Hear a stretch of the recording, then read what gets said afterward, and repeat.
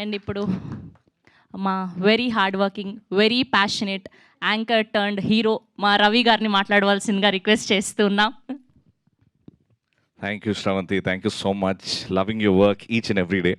Congratulations. Seeing your growth is really making me happy.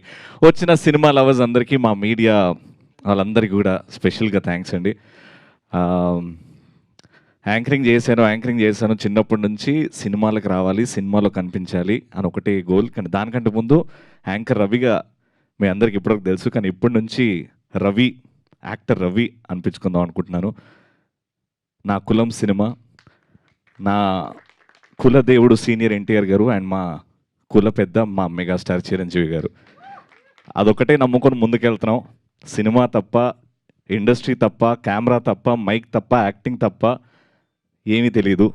అలానే ముందుకెళ్తున్నా. Anchoring ఆపేద్దాం, ఇంకా టీవీలో చాలా కనిపించేసాం, సినిమాలు ట్రై చేద్దాం, సినిమా ద్వారా ఎంటర్టైన్ చేద్దాం అనే ఈ జర్నీలో వింటున్నాను, సినిమాలు డైరెక్టర్లు కలుస్తున్నాను. ఫైనల్గా ఎవరో ఏదో ఎక్కడి నుంచో ఒక చిన్న రే లాగా జంపన్న గారి కాంటాక్ట్ రావడం, మీరు వస్తారా ఫ్రీ ఉంటే అని అడగడం, నేను ఆఫీస్కి వెళ్ళడం, ఆయన నా క్యారెక్టర్ చెప్పడం, 5 నిమిషాల్లో ఎస్ అని చెప్పడం, ప్రొడ్యూసర్ గారు అడ్వాన్స్ చెక్ ఇవ్వడం, ఆడిని అక్కడి వరకే గుర్తుందండి.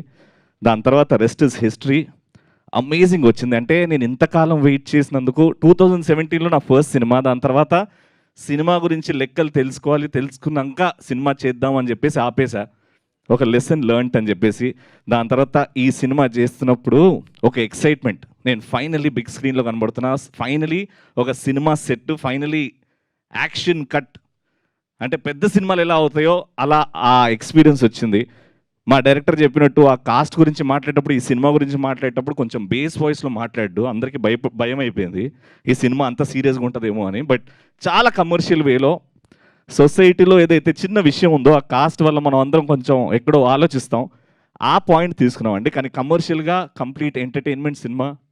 అండ్ గగన్ భయ్యాతోని చేయడం నిజంగా చాలా హార్ట్ఫుల్గా ఉంది భయ్య. అంటే మీతో స్క్రీన్ షేర్ చేయడం చాలా నేర్చుకున్నాను. Thank you so much.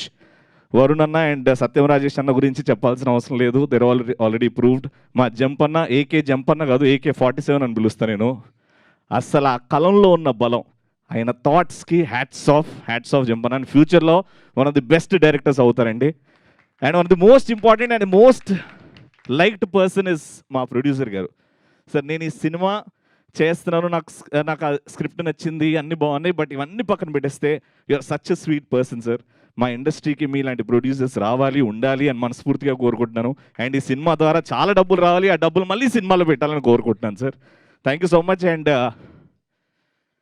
ఎందుకో యాంకరింగ్ చేసేటప్పుడు ఎంత ఫ్రీగా ఉంటా, కానీ ఇది మాట్లాడేటప్పుడు ఎందుకో బాధ్యత, ఆ బరువు తెలుస్తుంది హార్ట్లో. ఎందుకంటే నీకు కూడా మన సినిమా చేసినప్పుడు అట్లే అయిందా? అవును, మామూలుగా కాదు. ఈ యాంకరింగ్ అంటే ఏదో మాట్లాడేస్తాం, కానీ అండి యాంకర్ రవి నుంచి యాక్టర్ రవి, ఈ జర్నీలో మీ బ్లెస్సింగ్స్ కావాలి. స్క్రీన్ సైజ్ మారింది కానీ ఎంటర్టైన్మెంట్ మాత్రం అంతే ఉంటుందండి. అదైతే ప్రామిస్ చేస్తున్నా. రవి గారు ఉంటే కొంచెం ఎంటర్టైన్మెంట్ ఉంటుంది అనుకొని ఎవరైతే థియేటర్కి వస్తారో, సినిమా చూస్తారో, వాళ్ళకి 100% నా నుంచి న్యాయం, 100% ఎంటర్టైన్మెంట్ ఇస్తా. Thank you so much for this opportunity once again, and thank you so much media. Thank you so much Ravi, so happy for you. Yes, తన